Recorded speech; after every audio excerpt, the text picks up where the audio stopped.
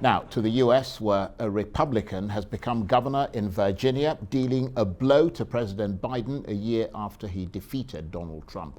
Glenn Youngkin, a wealthy financier and political novice, narrowly beat the Democratic candidate Terry McAuliffe. The ballot was widely seen as a referendum on Joe Biden's presidency. He'd comfortably carried Virginia by 10 points just a year ago in the presidential election, but this defeat is certain to add to the Democrats' anxiety about their grip on political power heading into next year's midterms, when the party's thin majority in Congress could be erased.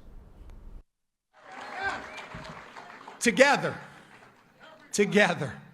we will change the trajectory of this Commonwealth.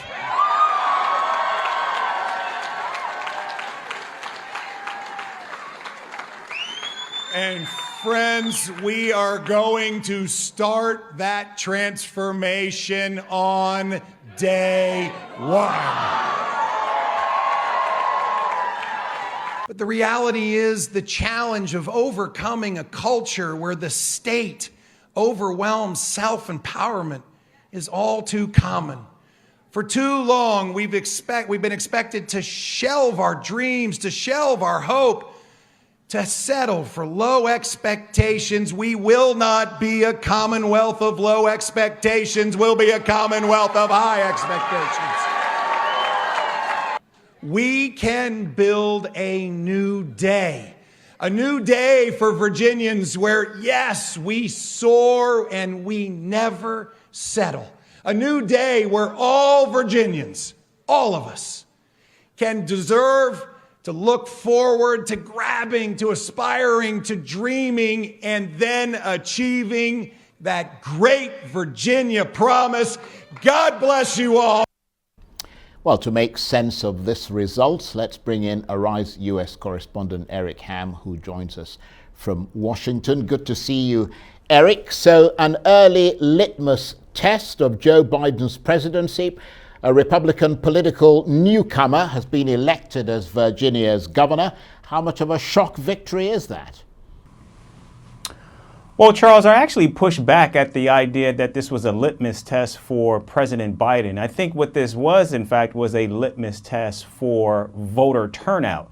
And we saw this, Charles, back during the recall election in California, where Governor Gavin Newsom was under the gun from Republican firebrand Larry Elder, who was running to unseat the incumbent governor of the largest state in the country. And we saw in that state that even though Democratic voters in California overwhelmingly outnumber Republicans, you still had a very fired up and engaged Republican base. And that's what we have been seeing not only in Virginia, but also in New Jersey and in some of these other places where Republicans and Democrats are on the ballot. And so what is taking place is what we have seen historically happen in the United States, where the party in power typically will see its base not as engaged and not willing to turn out during off-year elections. And considering the fact this is an off-year, I think that only plays more into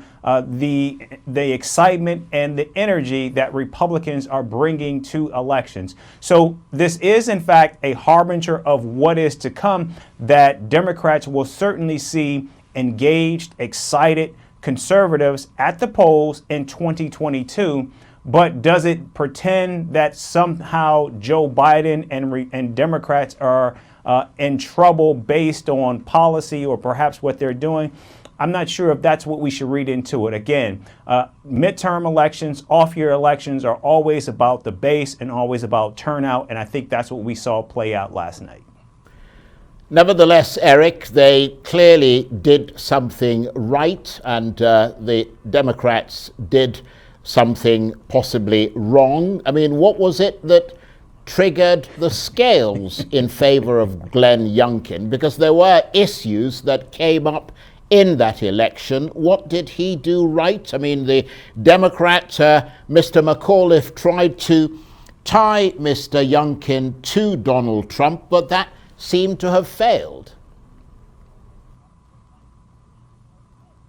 It certainly did. And if we want to talk about nevertheless, Democrats did something wrong, Republicans did something right. I completely agree with you, because if we're talking about turnout and if we're talking about how do you excite your base in an election that is an off-year election, well, what we saw is Republicans did that last night, and they did it in droves. And how they did that, Charles, is they turned this into a referendum on the culture wars. They made this an issue about parents and about education, and that's where they doubled down. We saw that in the lead up to this election, this became about critical race theory and about what is being taught in schools and what is being taught specifically to children.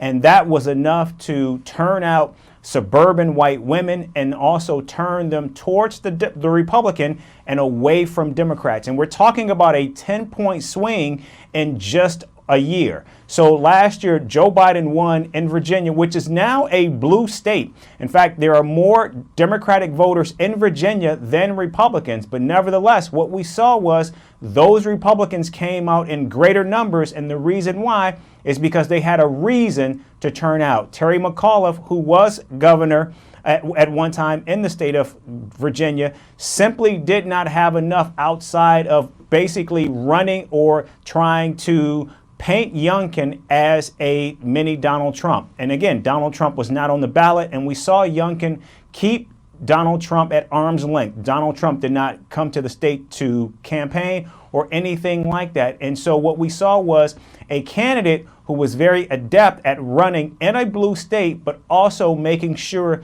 to keep Donald Trump out of the race. And he actually provided a blueprint for how Republicans can run in blue states in the midterm elections next year. So, I mean, I'm wondering, given that the Democrats have not been successful, clearly, I mean, their anti-Trump message didn't, strike home. They have to show that they can deliver. And I wonder what you think about their agenda, Eric, being stuck in Congress and the fact that they don't seem to be able to be solving people's problems, because there's also an economic question, isn't there? Oh, there is. In fact, we know that particularly in the Virginia race, and we keep talking about the Virginia race, but we also have to be mindful of the fact that there's a very tight race that has yet to be called in New Jersey, where the incumbent governor, Phil Murphy, the Democrat, is actually about 6,000 votes ahead in a very tight race that many expected would not be as close as it is. And also, this is a state where they passed a $15 minimum wage bill as well as other progressive issues. And so even after delivering on a number of very blue issues in a very blue state, the incumbent Democrat there is struggling to actually hold on to his seat. And so, again, what we're seeing is turnout, turnout, turnout. Now, in Virginia, we know the two issues that voters said were top of mind for them was the economy and education. And we saw education become an issue, but also, Charles, the fact that inflation is becoming increasingly problematic. Gas prices are running higher, food prices are higher, and it's costing more for people to live day to day. Democrats were unable to deliver on a basic minimum wage increase. They are unable to deliver on the child tax credit, as well as free education and other things. That certainly did make it difficult as well. But again, what we're seeing here is turnout, turnout, turnout. And that certainly did a lot to demoralize Democratic voters, and it gave a pathway for Youngkin and for conservatives to claim victory last night.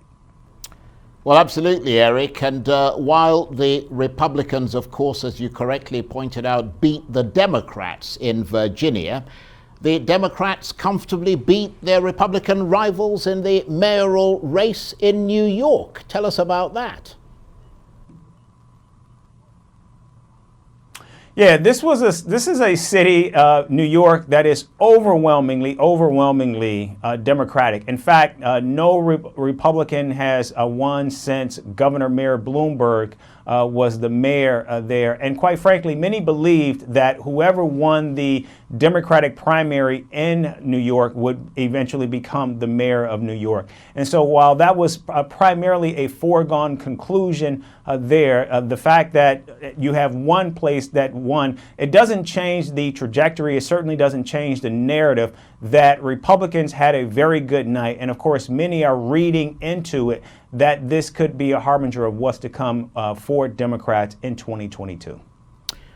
And just staying with New York, Eric, I mean, what sort of challenges is Eric Adams likely to face as mayor? Because, I mean, New York is grappling with lots of problems, not least the continuing consequences of the pandemic and a rather sluggish economic recovery, as you mentioned, not to mention crime and quality of life.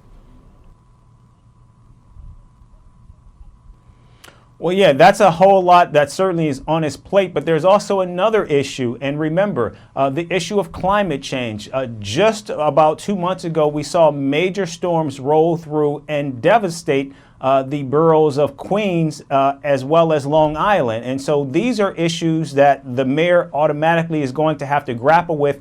Also, remember, now that the Pfizer vaccine is available for children ages 5 to 11, and there's going to be an issue of how not only New York, but other cities grapple with children getting vaccinated. And so this is going to be a political hot button issue that the mayor is going to have to deal with as he continues to try to tamp down and ensure that the pandemic does not ravage the city, much like what we saw in 2020. Eric, thanks ever so much. Eric Ham, Arise US correspondent, talking to me there from Washington.